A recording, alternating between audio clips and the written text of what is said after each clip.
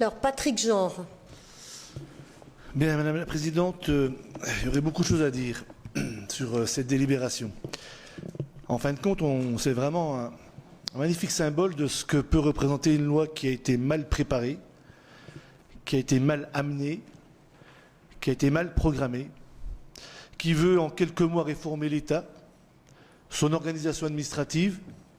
Ça fait des décennies que l'État veut se réformer, on lui demande en 6 mois de modifier ses bases, sans déstabiliser l'ensemble, parce que bien entendu, il ne faut faire de peine à personne.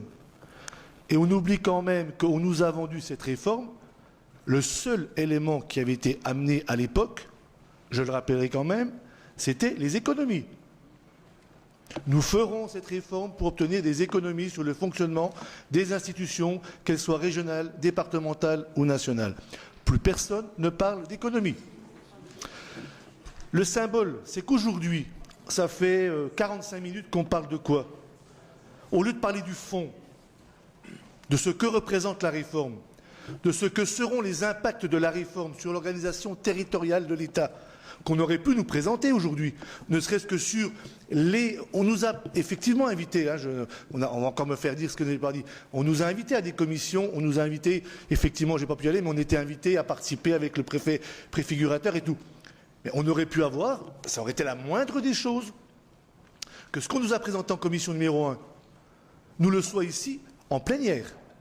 Qu'on puisse avoir les pistes qui sont aujourd'hui, les 5 variantes, puisqu'il y en a 5, à moins que ça a évolué, puisqu'il y a 5 variantes qui ont été présentées par le préfet préfigurateur à l'État sur l'organisation de l'État à venir.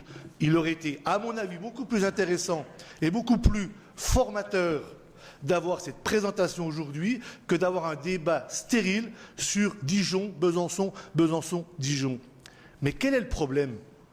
Quel est le problème? C'est pas ça le problème. Le problème, c'est que, comme la loi le prévoit, on nous pose une question, vous voulez Dijon, oui ou non? Il n'y a pas d'autres questions sur la délibération d'aujourd'hui. Vous voulez Dijon, provisoire, tout à fait, non mais provisoire, ok. Enfin bon, c'est très bien, bon, faut quand même pas non plus, bon. Vous voulez Dijon, Besançon? C'est la question qui est posée par le législateur. Mais c'est quoi cette question? Il est où le vrai débat? Elle est où la vraie interrogation sur ce que cela peut apporter comme valeur ajoutée au fonctionnement de nos institutions? Comment voulez-vous qu'à une réponse Dijon, oui ou non, on réponde je ne sais pas, ben peut-être oui, ben peut-être non. C'est ce que vous proposez avec votre avis réservé. Pas du tout. Madame la Présidente, vous ne m'interrompez pas, s'il vous plaît. Oh non, donc, vous proposez, vous nous demandez dans la délibération d'avoir un avis sur votre proposition. Je ne me trompe pas. Je ne me trompe pas. Dans la délibération, il est demandé au Conseil régional d'apporter un avis sur la délibération qui est jointe à sur le rapport qui est joint à la délibération. Le rapport dit avis réservé. Nous sommes contre. Pourquoi? Parce que ce n'est pas ça la vraie question. La vraie question, c'est dans quelles conditions? Ou avec quelles conditions? Ou sous quelles conditions? Il y a quand même Dijon sur sera... les conditions, hein. Madame la Présidente, dans la délibération, nous n'avons aucun élément. Aucun élément. Peut-être que vous les avez, vous. Peut-être que la majorité les a. Nous, nous ne les avons pas. C'est pour ça qu'on aurait eu un vrai débat sur ce qui nous a été présenté en commission 1 élargie. Là, ça aurait pu être intéressant. On aurait pu, nous, en tant qu'élus régional, apporter un avis sur les 5 variantes proposées par l'État. Aujourd'hui, on nous demande de nous positionner sur l'avis qui est proposé par la présidente au Conseil régional sur le... Bon, ben, la réponse, elle est on ne peut pas être pour. Donc, on est contre cet avis parce qu'il est réservé. Ça veut dire quoi, réservé? Par rapport à la question qui est posée, moi j'aurais préféré, Madame la Présidente, je vais vous le dire, je n'ai pas consulté le groupe, donc ça n'engage que moi, j'aurais préféré que vous refusiez de répondre à cette question. Moi, j'aurais préféré que le Conseil régional de Franche-Comté ait le courage de dire non, Monsieur le Président de la République, non, Monsieur le Premier ministre, non, Monsieur le ministre de l'Intérieur, je ne peux pas répondre à votre question parce que je n'ai pas les moyens de répondre à votre question, parce que je ne sais pas du tout comment seront organisés les services de l'État demain et je ne peux pas, à ce titre-là, m'engager sur une capitale qui n'est qu'une capitale de pacotille aujourd'hui si je n'ai pas derrière les implications concrètes de cette réforme. Et j'aurais souhaité que la présidente de la région dise, eh bien, je demande au président de Bourgogne et je m'engage, moi, en tant que président de la Franche-Comté, de ne pas proposer le vote à l'Assemblée. Et on aurait eu une première en France, dire on ne peut pas nous demander à nous, élus régionaux, de voter sur des choses que nous ne maîtrisons pas, dont nous n'avons aucune connaissance.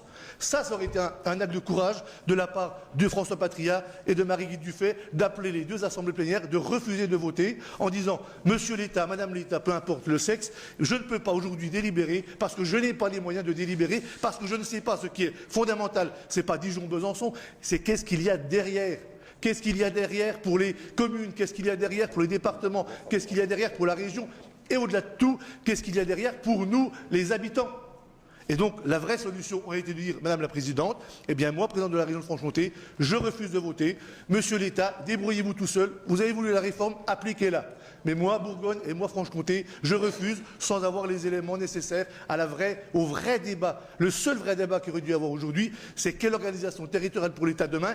Et au vu de ce débat, on aurait pu se positionner, on aurait pu faire des propositions, voire des contre-propositions par rapport à ce qui est travaillé. Je regrette, même si on a été informé, mais ce qui a été travaillé quand même en salle blanche, en catimini, par les services, il n'y a pas eu de communication en tout cas.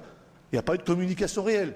Bon, donc voilà, moi je regrette que ce débat, il soit faussé et qu'on passe 50 minutes à parler Dijon, Besançon, en s'invectivant, en se donnant des leçons de morale, je ne sais quoi. Nous ne sommes pas, Loïc, nous ne sommes pas des rétrogrades, nous ne sommes pas contre l'évolution, nous ne sommes pas contre la décentralisation. Bien au contraire, nous avons fait en son temps des propositions qui n'ont pas été retenues, soit la loi est là, et je rejoins ce qu'a dit Alain, maintenant il faut réussir la fusion, mais pas dans ces conditions-là, et pas en posant une question qui fait croire que le débat démocratique a lieu, alors qu'on oublie le fondamental, c'est-à-dire ce qu'il y a derrière.